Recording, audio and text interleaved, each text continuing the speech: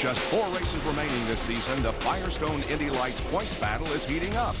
Richard Antonucci leads Rafael Matos by just 1 point after an unforgettable weekend at Mid-Ohio.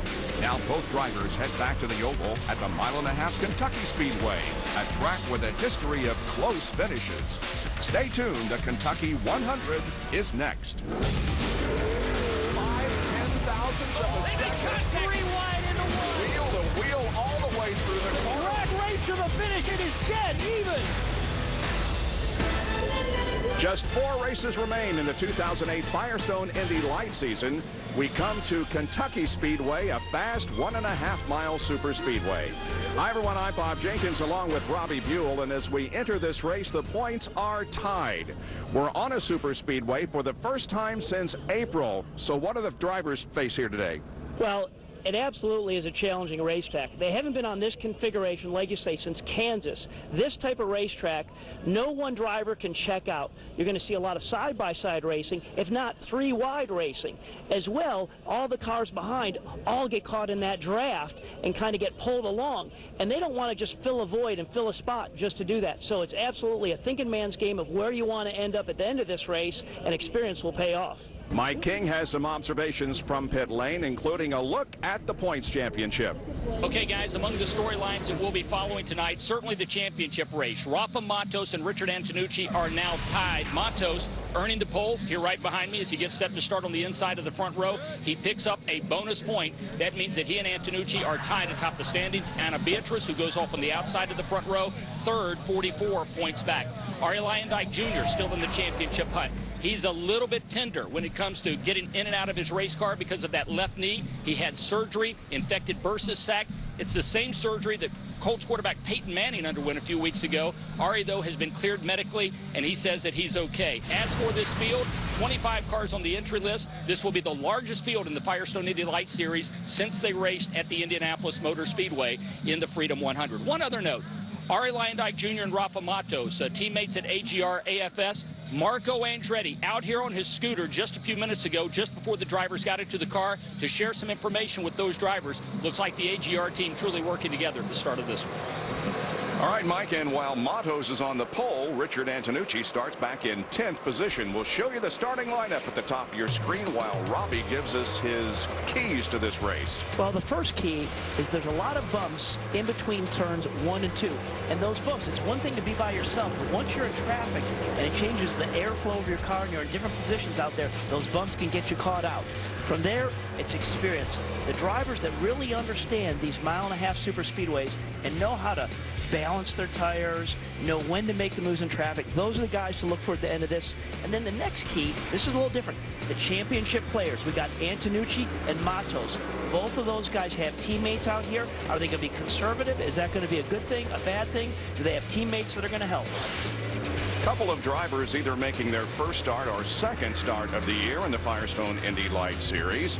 And we have also a couple of other driver changes in particular cars that we will tell you about as we proceed through the next 67 laps. The Kentucky 100 for the Firestone Indy Light Series is about to roll from Kentucky Speedway. And watch Ari Lyondike. He's the red and yellow car right behind the Pulsar Matos. Matos said, I want him to get behind me. He wants his teammate behind him. Championship points. It looks like he's got that done. Green flag comes out and Matos takes the lead. The side-by-side battle for second is between Lyondike and Anna Beatrice, but oh, look at the inside. That's Dylan Battistini. That was a fantastic move. Carried that momentum, and now look at, he's making a run for the lead even. 3 wide as they roll into turn number 3. Man, oh man. Dylan Battistini is on the inside. Anna Beatrice in the middle of the racetrack. And they come down to complete lap number 1. And it looks like Anna's going to have the advantage, but just slightly. It is. And remember, anytime you're on the high side of the racetrack, it's a longer way around. But talking to a couple of these drivers, they say, hey, you don't need to be on the bottom here to make the moves. You can get the passes done up top. From the opening lap, I'd say that's true, but we still got a long way to go. Now, we said, you know, when we talked about the championship players, Rafa obviously stepped back from there as he was getting a sandwich on turn 1. He's got to keep the championship picture in play, and that's what I say. That's a key to this race in terms of opportunities he presents for other people out there. Man, look how close they are at 180-some miles an hour. Battistini has the lead, and now Matos comes up on the inside of Anna Beatrice for second, and a car in the wall. Looks like it could be Travis Gregg, maybe in 34. He has made very hard contact with the wall. That's Travis Gregg, who is certainly a hometown favorite, so to speak. He lives in Camden, Ohio, not too far north of Kentucky Speedway. Made his debut here yes. a couple of years ago in these cars and led, you know, the first 70% of the race, and unfortunately fell back to second spot. But you know, this is his track, this is his hometown. Let's take a look at what happened. 2 poles and a win here at Kentucky Speedway. Just lost it by himself on the right part of your screen. There it is. Just the rear of the car just came around. Beautiful looking paint job on that car, the Lucas car, for driving for Sam Schmidt, but just looped it around and whacked the left side of the race car. Yeah, and fortunately they have the safer barrier up there, and although it means damage to the race car, it looks as if Travis Gregg is okay. We'll be back with more from Kentucky. We are under the lights here at Kentucky Speedway and under the moon which shines above. And I'm not an astronomer, but if either Jupiter or Saturn, but an awesome shot of the planets on this beautiful night in the state of Kentucky. And here we go again. Dylan Battistini is the leader. Anna Beatrice right behind.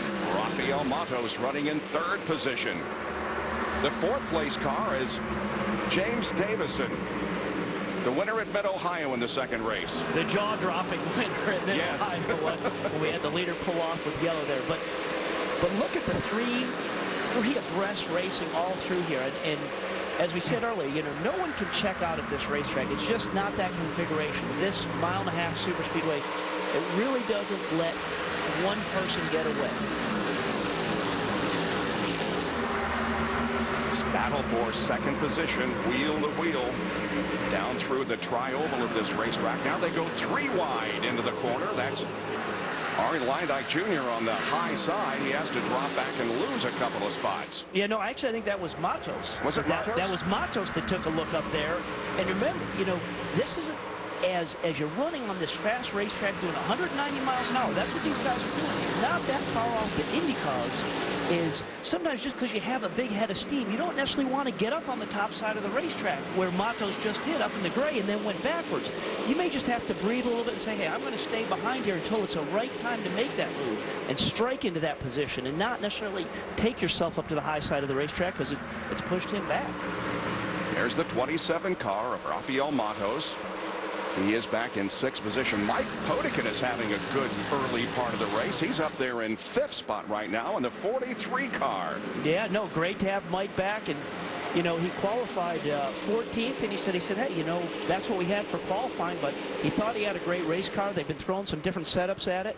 Talked to his team owner. They're excited about a new sponsor they have there of XFR is the name of that sponsor. Man, some awesome racing going out there, Mike King, with Dylan Battistini still leading. Yeah, and you know, Dylan Battistini went from 4th to 1st on that opening lap, and Bob, he is really trying to regain his competitive edge here at Kentucky Speedway. He's a 3-time winner in the series this year, but he has dropped to 6th in points. He is 77 back. Keep in mind that Dylan Battistini was the championship leader following his win June 21st at Iowa, but since that race, Bob, he has averaged an 18th place finish in the 5 events that have been run at Watkins Glen, Nashville, and Mid-Ohio. So believe me, it's a welcome change for the Delphi National Guard Panther guys to see that 15 car up in front. 17th, 20th, 19th, 18th, and 19th place finishes in the last 5 races for Dylan Battistini, but he has the lead right now. The battle for 3rd position, that is the number 11 car of James Davison, right behind Anna Beatrice, and then comes the 26 of Ari Leindyke Jr. And Ari has a strong car. He really felt he had a strong car. And as I was saying earlier, Rafa knew he had a strong car. And I think Rafa was just looking for a good, strong teammate to help him out there. And now here comes Matos once again. Matos goes to the high side of his teammate, and they are wheel to wheel. That's a little closer than maybe you'd want to be. I mean, you're in the championship hunt here. Hey, throw an extra inch in there. Give me one more inch, okay? Wow. And the car right behind Rafa now is Logan Gomez. And he and Podikin are wheel to wheel. Man, you really see a lot of shifting of momentum. And what happens with that sometimes is when guys have that run or they run up behind a car front of them. Sometimes they lose the front. They got to get out of the gas just a little bit. But that kind of momentum at these speeds, it can jumble the field very quickly. And Richard Antonucci has suddenly become a player also. He's back there in 6th or 7th, depending upon what second it is. On board with him. Love the shot. So he's got a good run. Look at that. He's got a great run on Matos. Oh, yeah. Looking to the inside. There's your championship battle. Now, how's this going to play out? Wow. Who's it? We got now. Who's the other card there? That's probably Davidson, I think. Yep. Wow. That's fun when the 2 points leaders and tied in points right now can be that close to each other. No, they both know what they got. Just an incredible battle in the Firestone Indy Light Series this year. The top 7 drivers are separated by less than 100 points. Going into this event, Jeff Simmons was in 7th place, just 98 behind. And then if you want to drop down as far as the 10th position is concerned, Logan Gomez only 130 points behind. A lot different year this year in the Firestone Indy Lights than last year when Alex Lloyd dominated the series and wrapped up the title early. Look at that. Anna Beatrice, she's doing a great job. She really has honed. Oh, my. They touched, didn't they? I don't know if they touched. They interlock or what have you. Now we're back to 3 of us. But she's done a great job this year. Just Sam Schmidt just says she's focused. She wants to learn everything. She wants to take it all in. How can I get better? And it's showing on the track. She had to lose a little momentum there, and that gave James Davison 2nd position. Let's take a look at it. Up front. Yep. Oh, yeah, they did. Yep. That's an eagle eye you got. That was man. And Davison went to the inside and said, "Excuse me, here I come." And now he sneaks up on the leader, Dylan Battistini. So the battle for the lead now, as everybody else behind jumped into single file formation. But man, look at this. Yeah. And Davidson. And talking with Dylan, I talked to him briefly. This team came here and tested, and they tested at night under these same conditions. Both him and Brent Sherman, very happy with the race cars. But Dylan's comment to me is like, oh, no, things have been pretty easy. I mean, that's how comfortable and confident he's been feeling with his race car around this racetrack. Again, we're only 23 laps into that, but that's his thought process. Anna Beatrice headed for the high side of the racetrack, and in the process is going to lose 2 positions as Antonucci and Matos get by. Yeah, no, that's Ari still up there.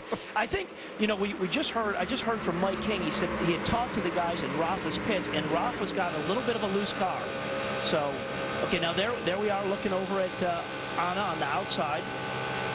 Trying to gain those positions back that she lost. And now that was Antonucci. We were on board with Antonucci looking over at her. There we are. Teammates, both driving for Sam Schmidt Racing. Battle for 4th position here.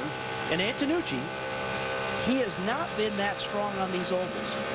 He just hasn't really gotten into his groove. And talking to him prior to this, he says, I've never been more confident with my race car. I said, well, pretty good time with 3 races left after this to be as confident as you could be and feel you have as best race car as you can when you're in the championship battle on these super speedways. So he wasn't lying to me. Antonucci has a 2nd place finish at Homestead Miami Speedway, which is sort of like this, and was also 2nd in the Freedom 100 at Indianapolis. James Davison now trying to get the lead away from Battistini. Davison has only led 1 lap in his career, and that came, of course, in his win at Mid-Ohio. So the battle is up front. Dylan Battistini has the lead right now. James Davison running in 2nd position. Ari Lyondike Jr. is 3rd, followed by Antonucci and Matos. We'll be right back. We are about to go back to racing after a couple of caution periods. One of them was caused by this incident between Hildebrand and Beatrice. And here they are, just come down the front straight. And look at Hildebrand, just drives down and basically takes Anna and himself out. Don't know if the spotter was telling him something or not sure how that all took place. Both will be able to continue, but they're down laps. And then there was this incident. That's Pablo Donoso in the 3 car hitting the wall hard. Yeah, and I got to think what maybe set that off. He was right behind that car in front of him. That is in the turn, middle of 1 and 2 where those bumps are, and just, unsettled the rear, and around it went. This has been an incredible race. Just before we went to caution, look at this 3 wide action. On Antonucci on the high side going into 1 and 2, looking over at Davison and Battistini as they fight it out here. Look at the movement in the car. Look at over on Davison. Look at him working the wheel. Isn't that great? Man, incredible. Anna Beatrice is going to take a hit in the points. So is J.R. Hildebrand. Beatrice was third. Hildebrand fourth in the points going into this event. But that little incident between them will hurt both. Here we go with coming up on 14 laps to go. Oh. Dylan Battistini is the leader, and look at him go 3 wide. And I was watching Antonucci's car. He missed that restart, was going back. Now he's got his momentum going, but at the beginning of that, it looked like he was going backwards, but he's got his momentum now. Look at that. There's Brent Sherman in the other Panther car up on the high side. So he's come from the back of this grid, and again, he liked his race car, so he's gotten into the mix. Sean Guthrie has also joined the lead draft. The top 4 here going at it. They're separated by less than a second. And another incident. This involves Christina Orr making her debut in the Firestone Indy Light Series, and I'm not sure who the white car is. I don't know. Is that a Crawford car? I can't quite make that out. Yep. Unfortunately is. C.R. Cruz. C.R. Cruz making his first start of the year, but it ends against the wall for CR. Up next for the Firestone Indy Light Series, the long trek to Sonoma, California, and the twists and turns of Infineon Raceway. With the season winding down, this doubleheader weekend will play a huge role in crowning the 2008 champion, the Twin 100s from Infineon Raceway. You can see it on August 29th at 2 o'clock Eastern on ESPN2. Well, CR and Christina are okay. Let's take a look at the Firestone lap leaders as we get set to go back to racing. Anna Beatrice led the first lap, and since then it has been all Dylan Battistini. Can he hold off the others for the rest of the way? There will be 6 laps to go when they come back and take the green flag. James Davison has been there on his rear wing for most of the race. That's Antonucci currently running third, Lyondike fourth, then Sherman, Matos, Guthrie, Pogan. Here we go for the last 6 laps. And now's the time to make the moves. No holding back. No holding back. Gotta make your moves, set yourself up. Down to the inside is Sean Guthrie in that blue and yellow car behind the leaders. Down the backstretch they go.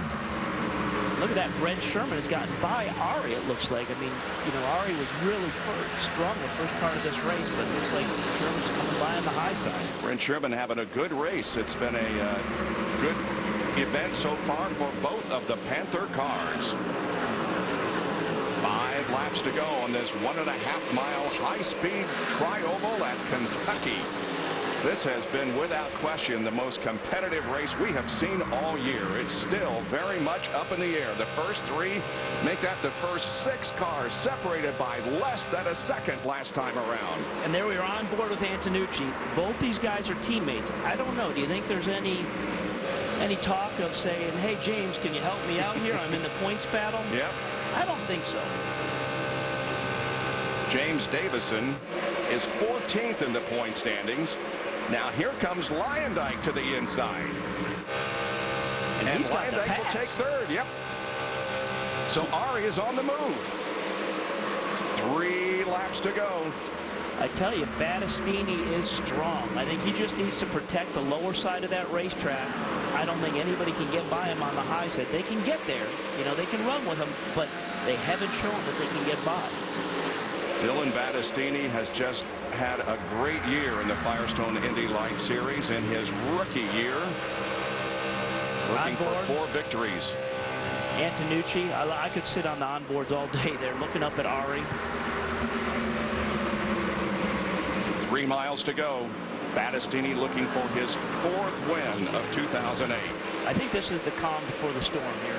Uh-oh, we got a crash. And it's the 43 car of Mike Potikin.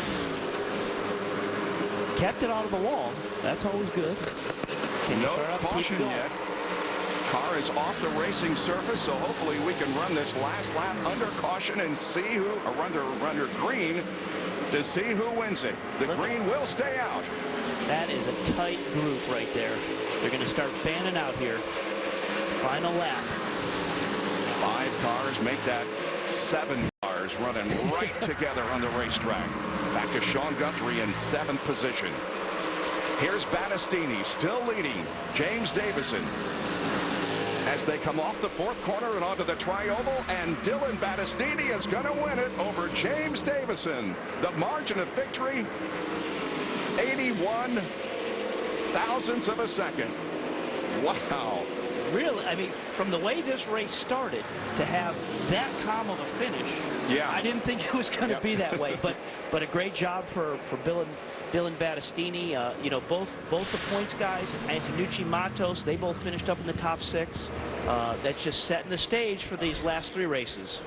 Great race here at Kentucky, and Mike King will talk with our winner in just a moment. Dylan Battistini, stay with us.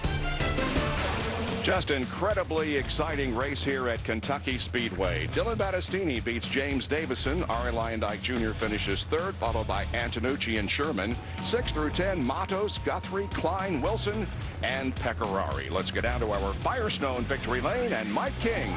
There's Dylan Battistini, the familiar victory lane celebration as he stands on the number 15 Delphi National Guard car. Let's move in here for a quick comment. I tell you, Dylan, the last 5 times we talked to you, you've not had a lot to smile about. You've bounced back with a vengeance here. You had averaged 18th in the last 5. Suddenly, you're 3rd in the points again. Congratulations. Am I really 3rd in the points again? Yes, you are. How did that happen? Fantastic news. Well, wins will do that. Yeah, it's amazing. Well, I'm really pleased, obviously. Really, I won that race at the start. I mean, my starts have been one of my great strengths this year.